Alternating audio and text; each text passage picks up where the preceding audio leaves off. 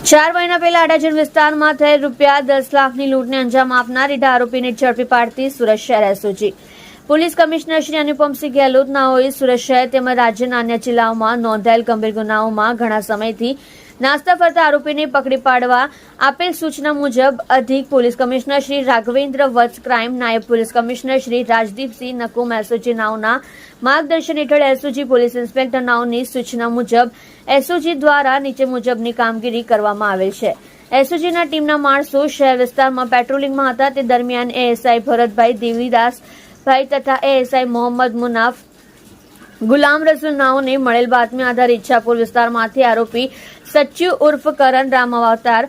રાવ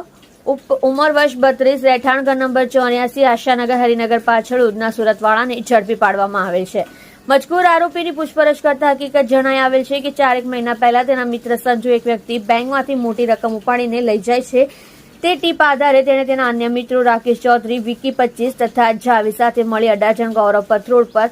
આવેલા SBI bank ખાતે ફરિયાદી પૈસા ઉપાડી પોતાના મોપેડ ઉપર જતો હતો ત્યારે તે વ્યક્તિને રસ્તામાં રોકી તેને